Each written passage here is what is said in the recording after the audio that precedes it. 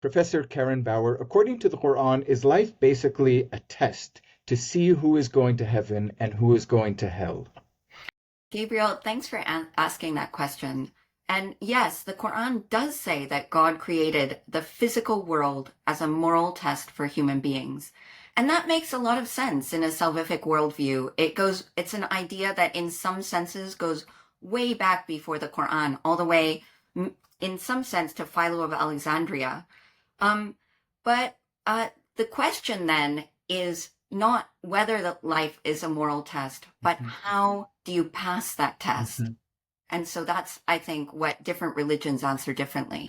Yeah, terrific. And we'll be speaking about sort of maybe a tension, or maybe you'll tell me it's not a tension at all, that it all goes together. But the question of the Quran demanding people prepare for the day of judgment, but then this alternative element of the Quran about what should you do in this life. And in particular, we're going to be speaking about how can one be happy according to the Quran. So these are really big questions. I'm really delighted to have a good friend and colleague, expert scholar in Quranic studies and the interpretation of the Quran, exegesis or tafsir.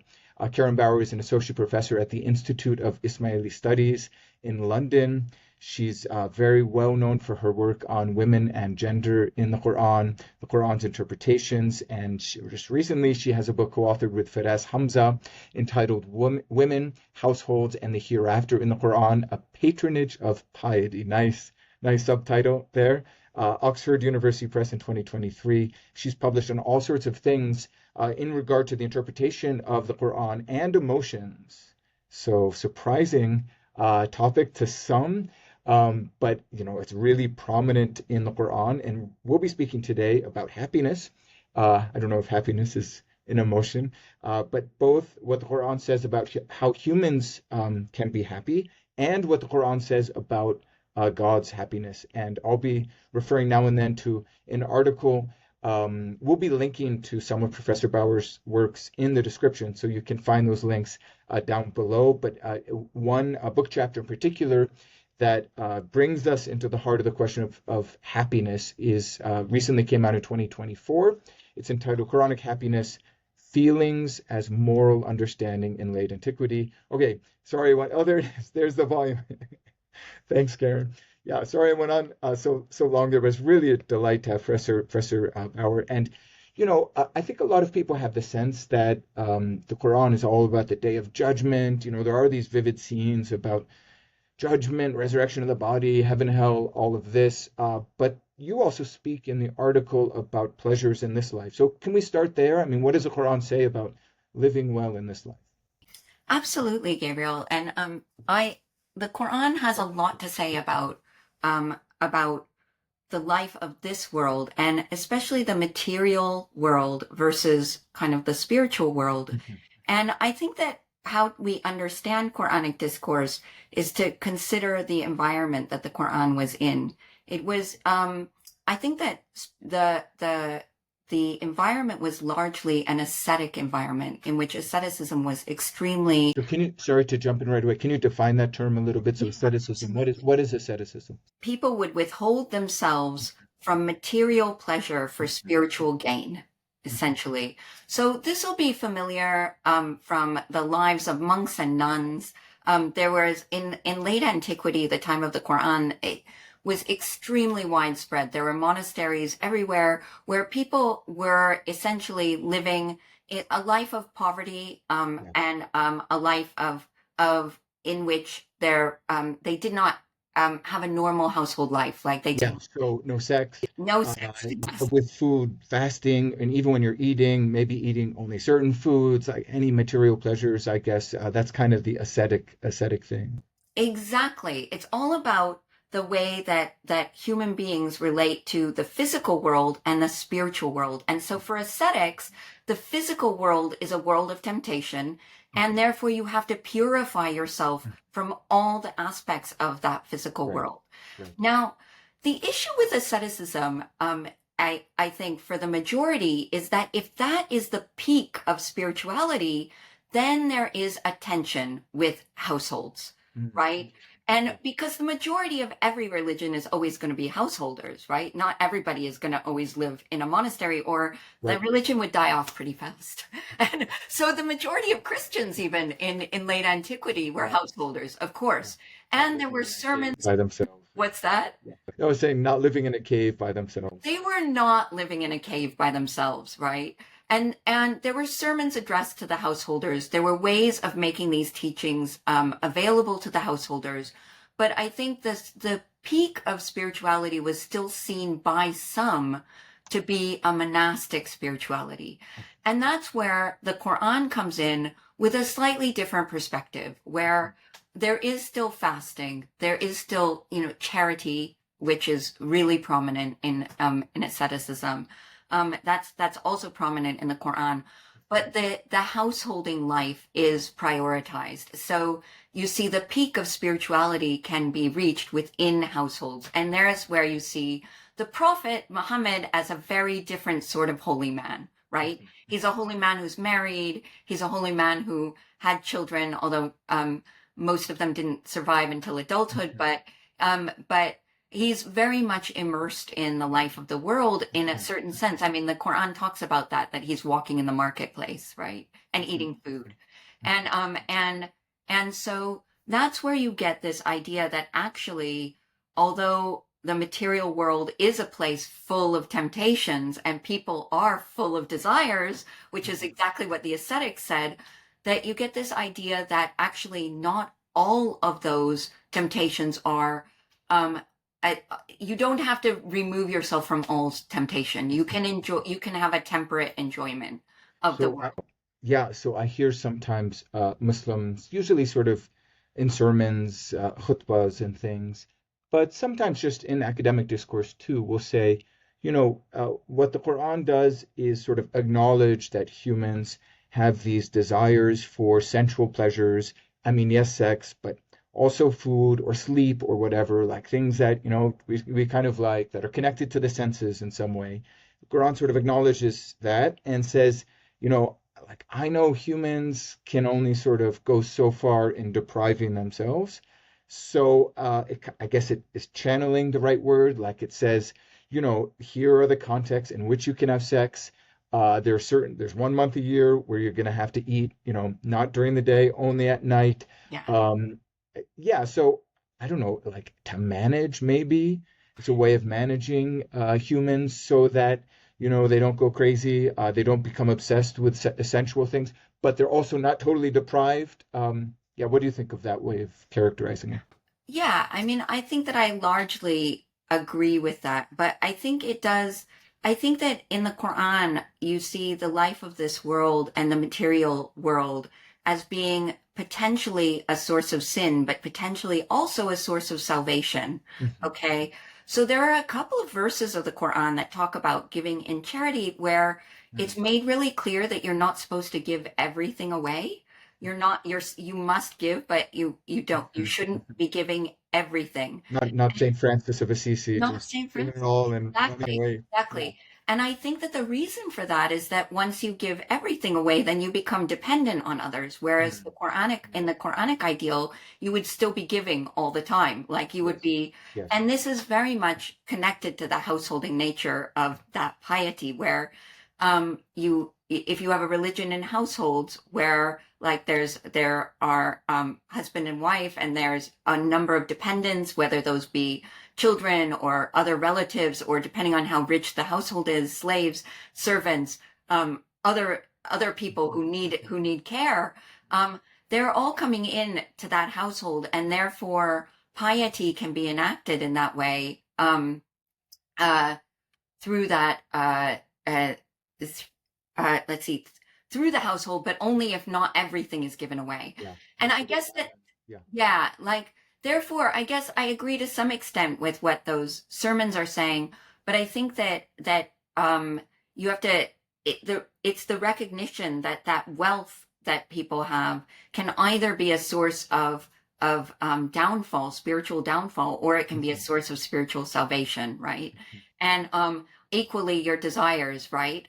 Are you going to channel them appropriately, or are you going to just absolutely Yeah, go for yeah. it. Yeah. And I feel like there's some places in the Quran where the Quran sort of uses our attraction to different sensual pleasures, not always, maybe sensual is the wrong word, but physical pleasures as a sort of starting point to speak about the greater pleasures of paradise. I think we're on 3 around verse 14. Yeah. There's Three. this interesting verb that's used, zuyina. So it's a passive verb, which basically means like, I don't know, it has been made beautiful. It has been made adorned for a human's the love of these shahawat, the love of these fancies. Desires. And I forget what it mentions exactly. I think they're like Yeah. horses, male children, stuff like that. Maybe women, I Horses, women forget. and children, Okay. piles of gold and silver, Yeah. livestock farms. Yeah. Yeah. Yeah. And Yeah. then it leverages that almost to say, Yes. listen, okay, like this is part of human nature. You like this stuff. Let me tell you about something even better is to orient yourself towards paradise.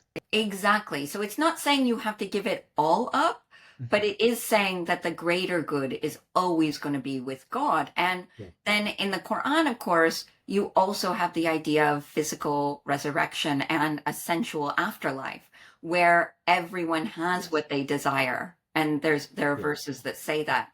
And using those terms of desire. And that's a very crucial part of it too, because the restraint in this life is also rewarded in the next life in that Yes. sense. Yes. Yeah.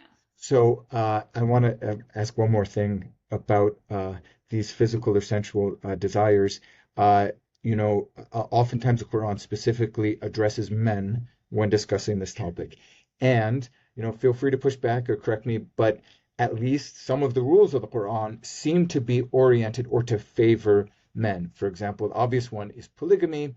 It is, a man who can marry up to 4 women, whereas a woman can only marry one man. There's so much to say about this topic. I don't know exactly where to begin because there's lots of discourse among, feminist readings of the Quran, different kinds of feminist readings of the Quran. It's a very vibrant field. Could you sort of like introduce us to some of the discourse, different perspectives about whether the Quran sort of is, thinking about men need their pleasures fulfilled more than women, and then people push back against that. This is a great question because, of course, exactly. If you're reading the Quran as though it were addressed to today's society, then that's, I think, pretty much exactly the impression that you might get of some of these verses, right? If you place those verses, if you do a closer reading and place those verses kind of more in their 7th century context, they tend to start to make a little bit more sense. Okay. So the household, which I've mentioned already, the common structure of households in all of late antiquity and going way back to classical antiquity, the common structure of households was always to have a paterfamilias, a male head of household, right? And so in ancient Roman times, this paterfamilias had a kind of an unlimited right over his household, and including people of lower status who are outside of the household, even as sexual rights to He people. could use for his sexual, Absolutely. to exploit them sexually and for his sexual desire. Absolutely.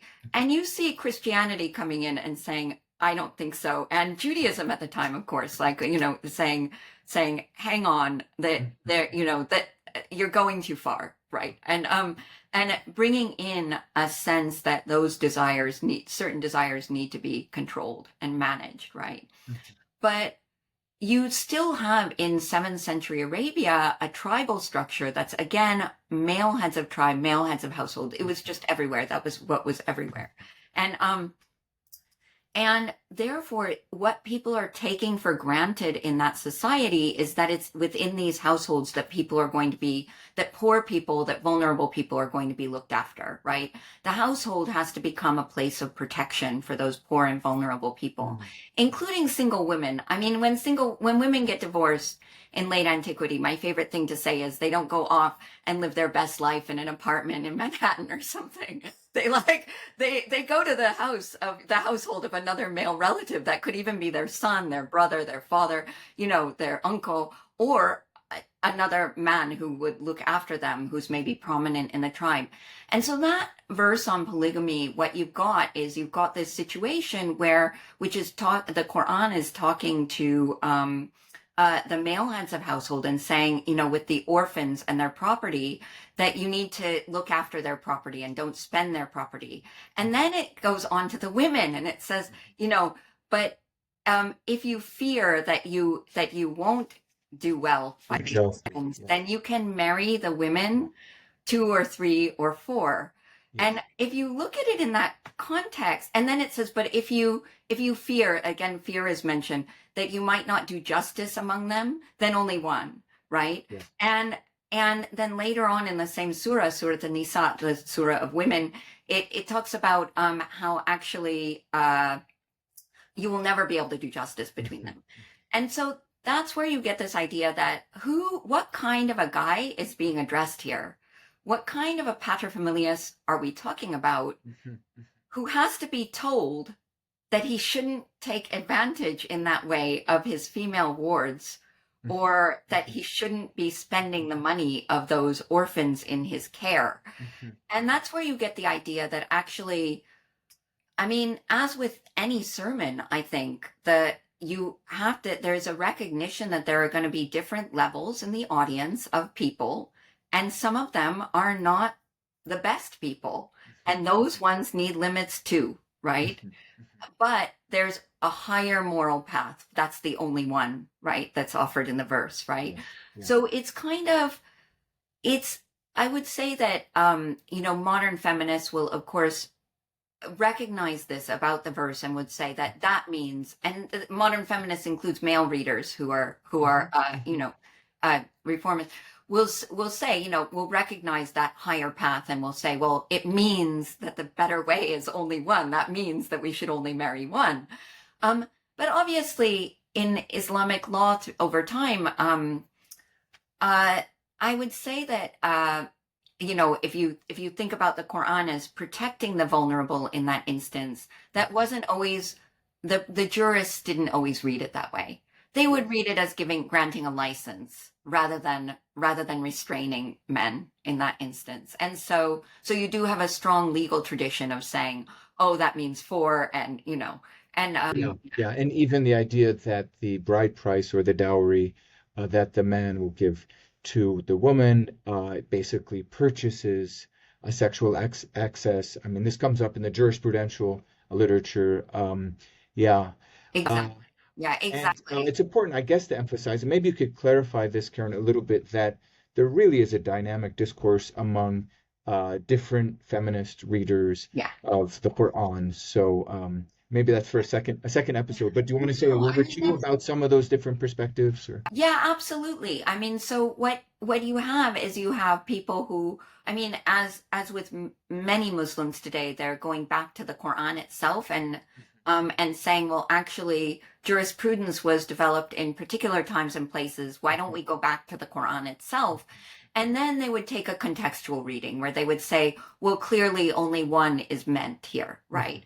Or they would, you do have a whole lot of pushback from within Muslim communities against the idea that this is a verse that's meant to give men a kind of like sexual license over a number of women, and you have people citing, in Iran, there's a huge amount being done on this too. You have people citing different, what they call occasions of revelation. And that means those are specific hadiths that are cited to talk about verses and when they were revealed. And we can debate the authenticity of those hadiths or not, which, I'm a big one to debate the authenticity of hadiths in reference to the Quran. However, what we see today happening in reinterpreting things like that is that what we have is a robust response where they're saying, no, this was for a particular context. This was for the context of battles when there would be a lot of widows. This was in the context when women needed to be looked after. And that same verse, and, will specify that these women need to be given, or the verse after will specify that these women need to be given their dowries. And that's a way of looking after them and their wealth. And it's not about men's desires. It's actually about it's actually about protecting women. But that was, of course, completely lost over time. I mean, you had right away in the Abbasid period, you had the whole idea of the caliphs as, yeah, they were famous for being in love. Let's put it that way. Yeah, with a lot of women. Yeah, Yeah, I yeah, still have some stories of that yeah, very love. indeed. The father of Osama bin Laden, I think Mohammed bin Laden. Anyway, I won't go there. Really? Yeah, Oh, all interesting. Yeah, that's so yeah. interesting. You count up the number of divorces and remarriages. It's pretty impressive. Wow. Not in a good way. Um, so yeah, I mean, the question of the Quran and its instructions or guidance about, marriage and sexual relations generally, which of course brings up maybe prohibited sexual relations, a question of zina, but it just sort of orients us towards the Quran is thinking about the human person, like what is it the Quran is asking maybe or elevating certain qualities for humans in this life, which is not all people think of the Quran this way. We started off with that probably over dramatic question of is life just a test according to the Quran about who goes to heaven and hell? Because the Quran has this language of angels writing things down, keeping track of your good and bad. But your scholarship really emphasizes that no, the Quran also sort of models certain qualities. And I wanted to bring up the classical ideal of cardinal virtues. So this begins with the pagan authors. I think with both Plato and Aristotle, it's very important in the development of Christian theology. And usually they're numbered at four: prudence, justice, fortitude, and temperance.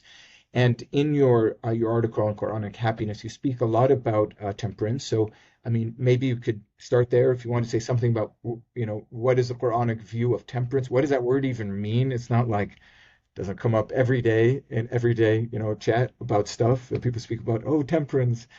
So could you introduce us to that? And if you want to speak about the other virtues as well. Yeah, absolutely. I mean, I think I could actually say that for certainly for the other virtues, I can immediately think of actually Quranic terms, hikmah for prudence, Mhm. like that idea of having good judgment and wisdom. Mhm. Adl or qist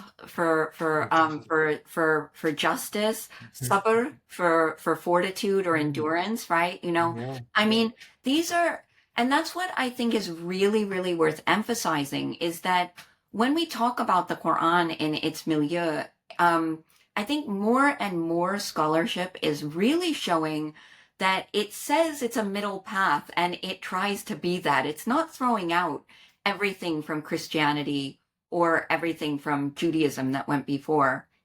It's it's a path that's more that's about kind of finding, I guess, the middle ground there. And so in terms of temperance, I think that is a kind of an entire ethos, and that was so that all Christians and Jews in Is late antiquity. basically self-control. I mean, is that Yes. is that a good way of defining That's the temperance? perfect way of Yeah. like it's self-control.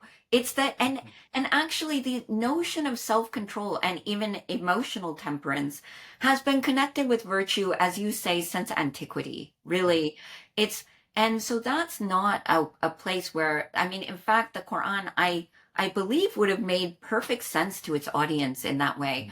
I mean, we live in an age of intemperance, don't we? We live in an age where people are actually encouraged to follow all their desires and to display all their ornaments, to use Quranic terms.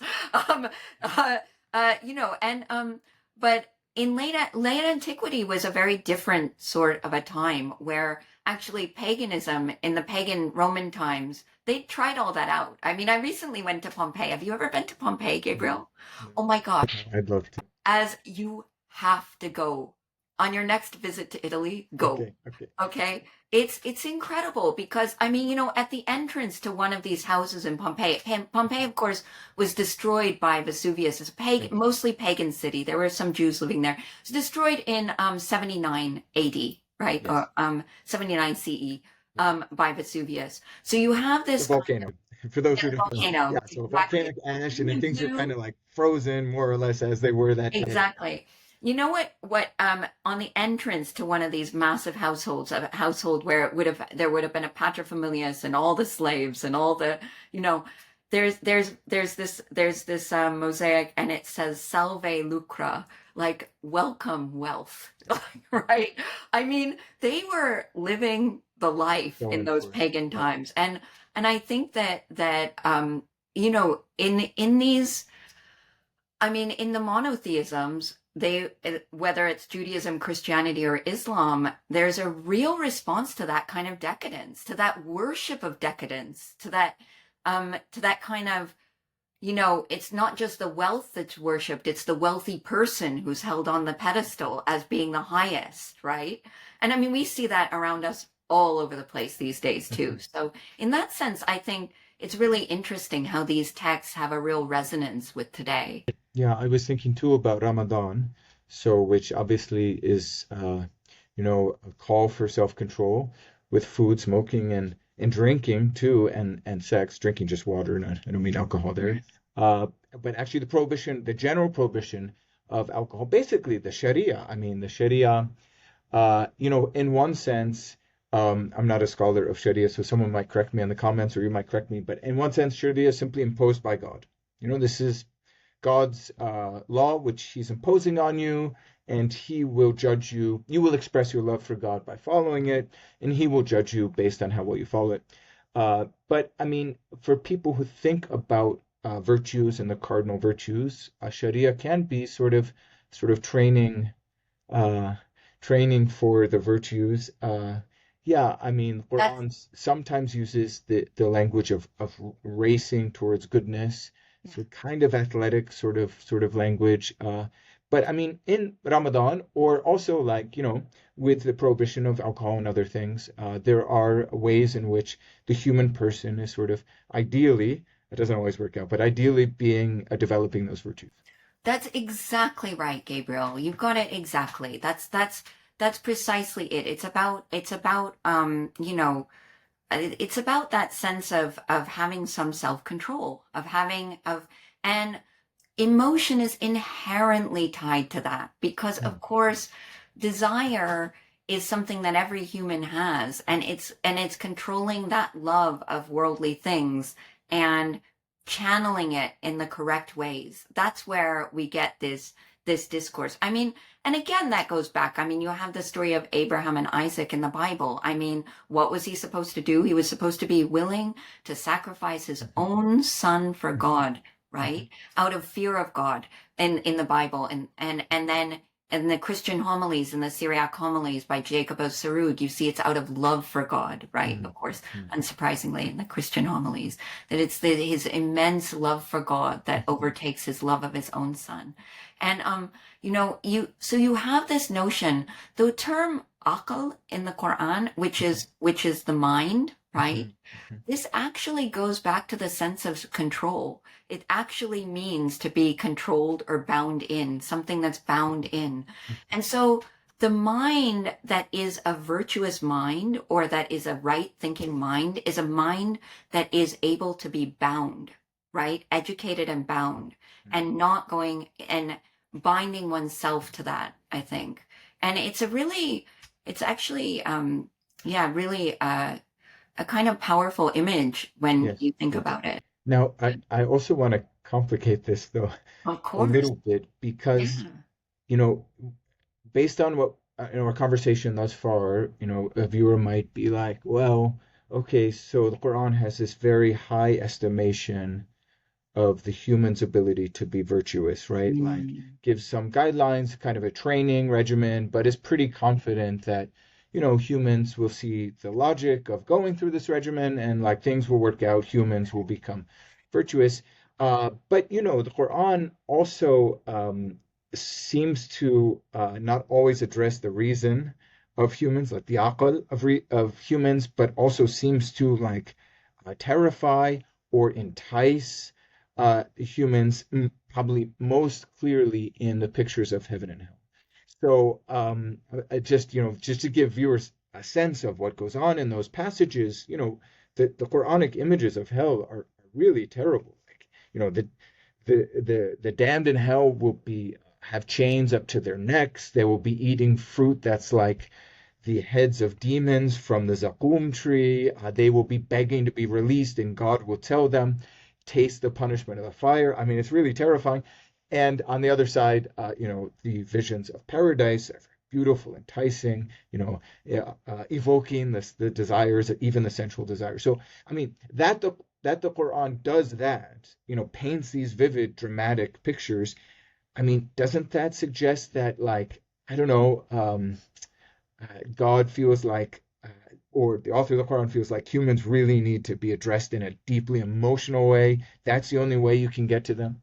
Yeah, I think that that's a great point because the thing is that what I think that people have a tendency to read the Quran as very black and white, right? Mhm, It's all one thing or it's all another. Like if and I think that I really don't read it that way. I think that it does address those people who can't relate to images other than that, like hitting you over the head with imagery that is just like visceral. It's mhm. just visceral. There's no other way of describing it. It's just a really Very intense. physical kind Yeah, of threat and promise, right? yeah. Um, and that's again the person who would be taking in the paterfamilias who would be taking in the orphans and then would be thinking about misusing their funds or them in other ways, right? I see. Yeah, Like yeah.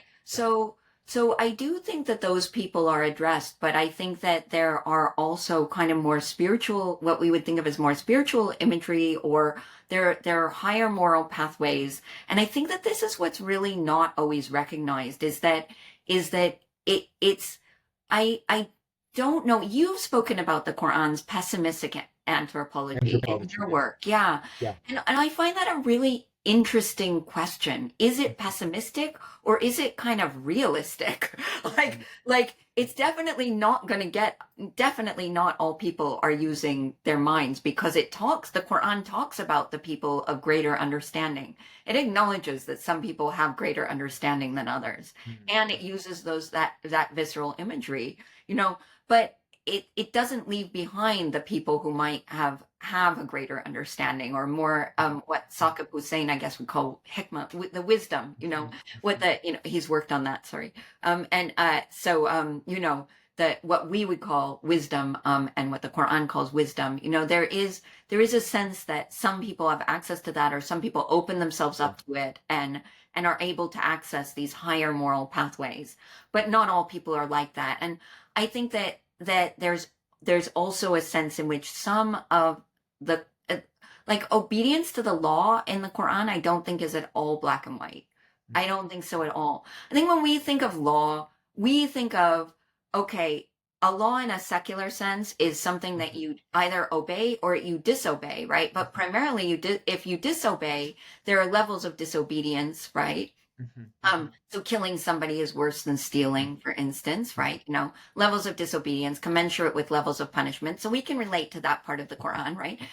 But in a salvific text or in a moral worldview, of course, as you well know, there are also going to be much higher levels of obedience, right? Mhm. There's going to be levels at which you can bring yourself to a higher plane, and the Quran recognizes that. It says that there are degrees awarded to people who are doing more, right?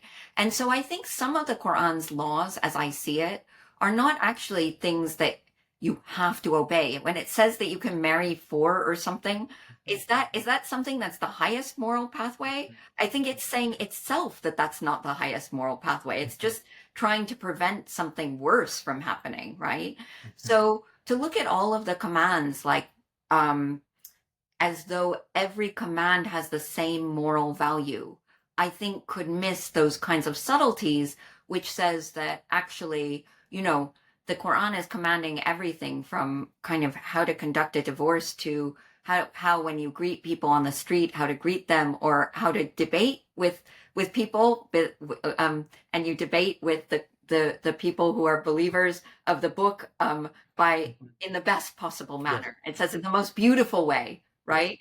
And so it's also kind of trying to encourage this more refined way.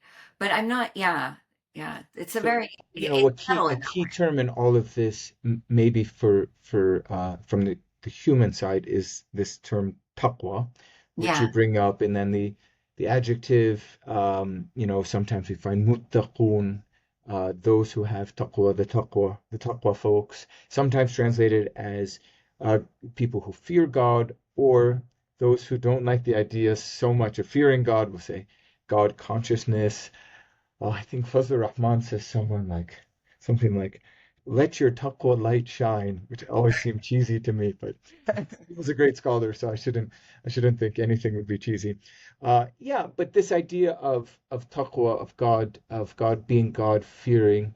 I mean, I think you note in the article, in a sense, your fear is of divine punishment or divine judgment. I mean, God is the one, He's the only God. He's ultimately has power over everything, so He's the only one who could punish you. I guess I want to ask more just about emotions, which you've thought about a lot and written on emotions in the Quran. I mean, even if there are certain people who maybe are more chill, more kind of Zen or whatever, and balanced, temperate, have the other cardinal virtues. I mean, the Quran still, I mean, they're going to hear the various elements of the Quran about, heaven, hell, even maybe some of the stories of the past, Mhm. Noah's Ark, the flood, other stories of destruction. And I mean, this is serious stuff. Like, uh, could you just speak a little bit about like, the question of human emotion in the Quran, even characters in the Quran who demonstrate these emotions. Is it actually bad to be emotional, to have like intense emotions of, fear, love, maybe even hatred? Uh, is the ideal really just to like be more calm, collected, temperate? Yeah, what is the Quran asking for in terms of our emotions? I think that that's a really excellent question. And again, I would really put it into the context of late antique piety, where again, like, I mean, weeping out of fear of God, that was common in late Yeah, antiquity, yeah, right? yeah, I mean, this was something that renunciants and the holy men were known for, right? yes. Pious weeping was a major thing that people Yes, did. yes. And And the so Quran itself speaks it's explicitly about that weeping, pious right? weeping. Yeah, yeah, Absolutely. And that would have been an image that, well, to us, it might seem pious weeping, goodness, but at that time, that would have been completely resonant. The idea that you But could can weep. I just about the weeping? Sorry, Karen, forgive me Yeah, for no, no. jumping in. It's rude of me. But so you speak about Quran chapter 5, verse 83. Yeah. And it speaks about those maybe Christians. In a sense, it doesn't really matter. Uh, when they hear what has been revealed to you, tara ayunuhum, you see their eyes fill up with tears. Yeah, and they say what we believe. I'm probably messing up the verse. We believe, so write us down among the witnesses or something like that. But like why have this scene of folks weeping in the Quran? Like, why the crying? Yeah, I think that it is a mistake. I like this line of questioning. I like because I think it is a mistake to think that it's only temperance that matters, right? Because of course there are moments where people go beyond that. And I think that the entire religious experience, I think you could say that you're actually aiming for something that's kind of a transcendence, which would be like, which is very emotional, right? I mean, that's if you're touched, then that taps into something, much bigger, and that's where you see the weeping. You see this moment where people are clearly and obviously like just beyond themselves, right? Touched, moved, like so far beyond themselves, right? And that's not a bad thing. That's a good thing. And that's where actually um, you would think of, we might consider emotion as being in opposition to rationality, right? In today's world, we're very used to this kind of idea that we Yeah, think with our minds and we feel with our hearts, and right. that it's the emotions that need to be tempered with the mind. But I think that what we see in the Quran, and I wouldn't be surprised if this is in other late antique texts, but I know the Quran better, um, Yeah, is is that actually proper feeling is essential to proper understanding. Yeah. Because true understanding is the understanding of God and the understanding of morality. And in order to do that truly, you can't have, in the Quran, there is no evil genius. There's no person who's like the bad guy in the films, or like some people that I could name, but I will not name on your podcast, Gabriel. In politics, or I'll stop there. Anyway, you know, where you have this idea of an evil genius, somebody who's a genius in their mind, but they behave immorally. You see in the Quran, and I suspect possibly in other late antique texts, but certainly in the Quran, that's not genius at all. Like, that's just evil, right? That's just, they're judged by their actions. They're not judged by whether they invented something or whether they did this or that. They're judged by how they treat people, right? And so there's no realm in which that's genius, actually. It's, your genius is in being able to also have empathy, or to have sensitivity, and to be able to act in righteous ways. And that entails all this control that we've been talking about, but also I'd say that there's a more subtle thing, which is a kind of emotional sensitivity to the spiritual experience or to God or whatever it is. And that's only expressed in those few verses where you see people's eyes overwhelmed, overflowing with tears, or, but other characters in the Quran, named characters, they have strong emotions. God has emotions, right? So like Moses, he goes in one scene, he goes off and he comes back, and he's left his brother Aaron in charge, and the people have started, worshiping the wrong thing, and he gets really angry, right? He grabs his brother by the beard or the head, and he is angry, right? And there I see him actually as a proxy for God's anger at people who have been rightly guided but who go astray, right? Yeah. And then after he and Aaron have it out, I mean, of course in the Quran it's not told in a full complete story, but it's just told obliquely, right? Then he calms down. He has thrown down the tablets, right, with the word of God on, and then he's able to pick up the tablets again and deliver the law when he's calmed down and when the anger is gone from him. So there's I see in that a real recognition that that's indeed how people are. That's what happens. You sometimes are overcome with that emotion. Makes me think also of the story of El Khidr, so the mysterious servant of God, again involving Moses. Yeah. Where it's not anger. Well, maybe it is actually, but exasperation. Exasperated. He's done with Moses. And actually what's interesting about that story is Moses is kind of done with him too. Except you always think of it as he's done with Moses, but because Moses keeps questioning. But Moses wants more than what Khidr is giving him, right? Doesn't he? He's like, he actually wants to know the answer to these things. Yeah. And we always think of it as like, well, he should have had more patience, but actually there's a sense in which that was maybe just a necessary step to himself kind of becoming closer to God, because he was questioning, who knows? I mean, that's beyond me, but yeah. A great topic. We're on Quran 18, a really intriguing story, which seems to undermine other elements of the Quran and leads to lots of debate consequently. Ooh, let's talk about that sometime, Gabriel. That would be really good fun. Let's do that. And then the subsequent tradition where he gets the name, which is not in the Quran, the green one, Al Khidr, and it's linked up with other things from Christianity otherwise. Last topic, God's emotions. You already alluded to it. Tons to be said here, and you've done really interesting work on this. I mean, for me, it's just really important to emphasize that the God of the Quran, in my humble opinion, is not presented as, just sort of a machine that's just calculating things. Someone correcting an exam. We sort of began with that, potential model for understanding the Quran. But for God himself, some people have this idea, for Plato and Aristotle, God was self-thinking thought, didn't get involved, the world was eternal anyway, so he's just ontologically sort of responsible for it in a very abstract way. But and then sometimes, I mean, even I've seen Muslim preachers sort of go in this direction. They would say like, the God of the Bible is, acting like a human, getting involved, doing all these things, but not the God of the Quran. He's transcendent, sublime. And certainly in many ways, famously, the Quran says there's nothing like him.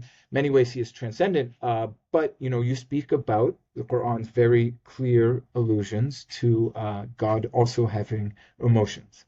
Yeah, absolutely. Yeah, and that's also in a long tradition. In the Hebrew Bible, God has a lot of emotions, and he's angry more than any other Yeah, emotion. yeah, Now, by the time you get to the Quran, because I always think of there being a kind of continuum, I think that you've got a lot more balance, right? And of course uh yeah, we can see that, how to put it?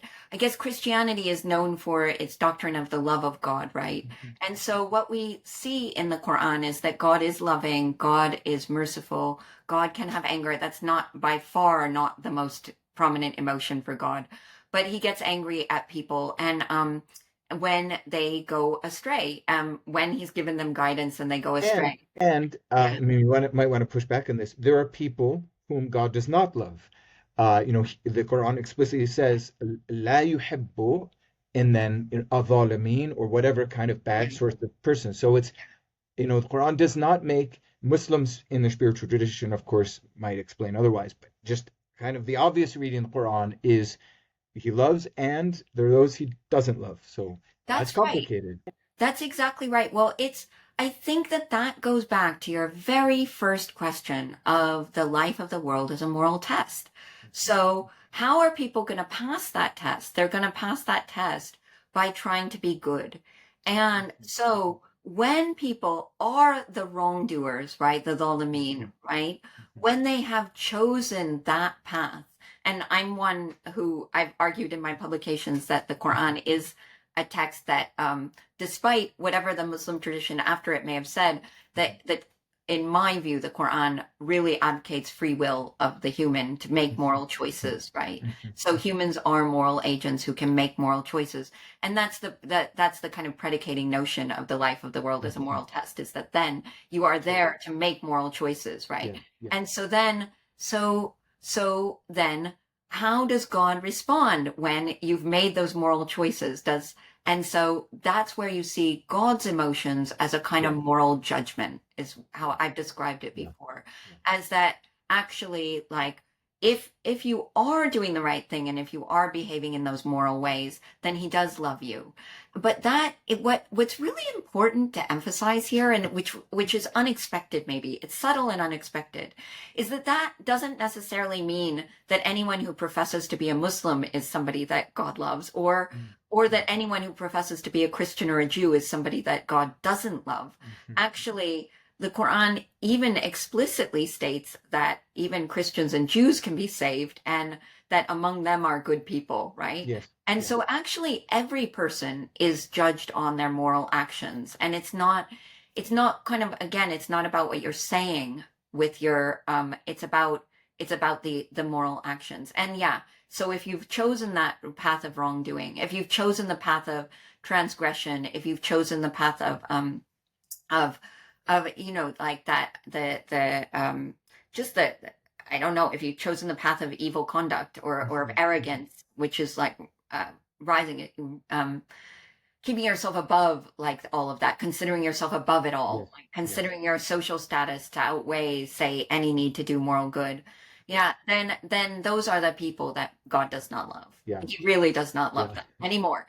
They can become the people that God loves by then Repentance. deciding, by repenting. Exactly. Yeah. And the term for repentance is tauba. And it's this very same term that's used for God's forgiveness. We can't do it in English, but the person, and it means turn to. So the person turns to God, and God turns to that person who turns to him, right? Yes. And that's how we translate repentance and forgiveness. But actually, it's about turning towards God and aligning yourself with what God wants. Then God will align himself with you, Yes. again, Yes. right? And so that's always the possibility that's open to people. I think is what the Quran is saying, because it gives examples of people who have been very wrongdoing. Yes. But there is the question of deathbed repentance. Yeah. And that's where you would say that there's a very clear doctrinal split between Christianity and Yeah. what's in the Quran, right? It's too late. Because Quran, it's too late. When you know death is around the corner, it's too yeah, late. it's too late. It's too late. If you only repent when you can see death coming, but you've been wrongdoing the whole Yeah. time. And that's where you get into the weighing and the measuring of deeds, right? Yeah. But it's for people who are doing good in this life, the Quran says that their good deeds will outweigh, their bad deeds will be erased by their good deeds. Yes. But if you're just being bad, bad, bad, then suddenly on the deathbed, you say, oh, whoops, I was completely wrong. Yeah. That's not accepted in Yeah. the Like the Quran. scene of the good thief crucified next to Christ and the Exactly. Gospels. Remember me, Lord, when you enter into your kingdom. Yeah, so different take. I'm That's listening very these true. days to the Count of Monte Cristo. I don't know if you ever read or listened to that. I listen to No. audiobooks a lot. So yeah, I mean, I don't want to spoil things for people might want to read the novel, but I mean, he's just taking down one arrogant person after another and carrying out his vengeance. Anyway, you made me think of that. Yeah. Yeah, there is a Well, movie that like 5 years came out, which I thought was pretty lousy, but it's an age-old theological problem. I mean, what are these texts doing? What is the Quran doing? It's answering theological problems for the people in its day. Well, I'm a householder. I have kids. Can I still reach the highest level of piety? yeah, And the Quran says, yes, you can, And of course, Christian doctrine did say, yes, you can, It's just that householders could at some point, but it's just that asceticism had the priority at that time, I think, yeah, And so, yeah, I mean, so that's I think looking at it in that lens of, well, where's the fairness? Where's the justice? Um, how is this answering those moral conundrums that why is it in all societies that there are these bad rich people who just seem to thrive, right? So they're all answering this in different ways, right? But a major answer to that is that, well, that'll all be rectified those bad rich people will be punished in the yes, afterlife. yes, they'll get their just desserts. Yeah, they'll get their just desserts. Exactly. Yeah, and Exactly. thank you so much. I hope this is just part one, and that we can speak more also about your work in exegesis, sort of looking at how the tradition develops what we find in the Quran, maybe in a second episode. Friends, remember to look in the description down below where we'll have links to some of Professor Bauer's publications. And thank you, Karen. Well, thank you so much, Gabriel. This has been such a pleasure. Thank you.